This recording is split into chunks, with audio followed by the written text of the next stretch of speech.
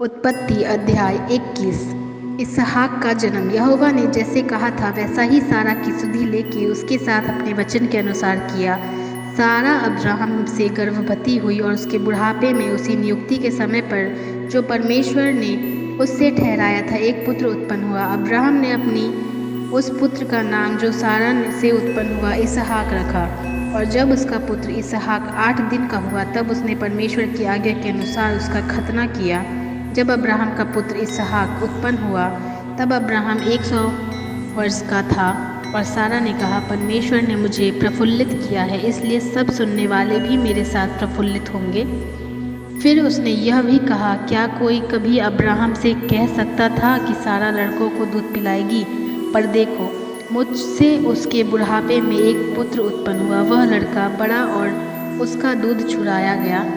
और इसहाक के दूध छुड़ाने के दिन अब्राहम ने बड़ा भोज किया। हाजिरा और इस्माइल का निकला जाना। तब सारा को मिस्री हाजिरा का पुत्र जो अब्राहम से उत्पन्न हुआ था हंसी करता हुआ दिखाई पड़ा। इसी कारण उसने अब्राहम से कहा, इस दासी को पुत्र सहित निकाल दे, क्योंकि इस दासी का पुत्र मेरे पुत्र इसहाक के साथ भागी नहीं होगा। यह बात अब्राहम को अपने पुत्र के कारण बहुत बुरी लगी, परंतु परमेश्वर ने अब्राहम से कहा, उस लड़के को अपनी दासी के कारण तुझे बुरा न लगे। जो बात सारा तुझसे कहे उसे मान, क्योंकि जो तेरा वंश कहलाएगा वह इसहाक ही से चलेगा। दासी के पुत्र से भी मैं एक जाति उत्पन्न करूँगा, इसलिए कि वह तेरा वंश है।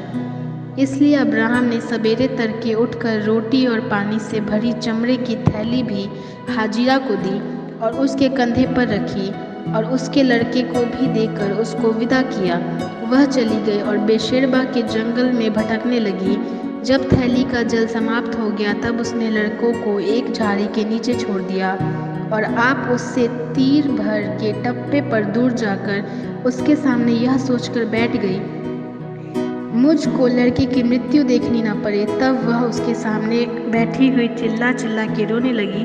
परमेश्वर ने उस लड़के की सुनी और उसके दूत ने स्वर्ग से हाजिरा को पुकार के कहा, हे हाजिरा, तुझे क्या हुआ? मत डर, क्योंकि जहाँ तेरा लड़का है वहाँ से उसकी आवाज़ परमेश्वर को सुन पड़ी है। उठ, अपने लड़के को उठा और अपने हाथ से संभाल, क्योंकि मैं उसके द्वारा एक बड़ी जाति बनाऊंगा। तब परमेश्वर ने उसकी आंखें खोल दी और उसको एक कुआं दिखाई पड़ा। तब उसने जाकर थैली को जल से भरकर लड़के को पिलाया और परमेश्वर उस लड़के के साथ रहा। और जब वह बड़ा हुआ तब जंगल में रहते रहते धनुर्धारी बन गया। वह पारान नामक जंगल में रहा करता था और उसकी माता ने उसके लिए मिस्र देश से एक स्त्री मंगवाई। अब्राहम और अबीमेलेक के बीच की संधि। उन दिनों में ऐसा हुआ कि अबीमेलेक अपने सेनापति पीलोग के संग अब्राहम से कहने लगा, जो कुछ तू करता है उसमें परमेश्वर तेरे संग रहता है।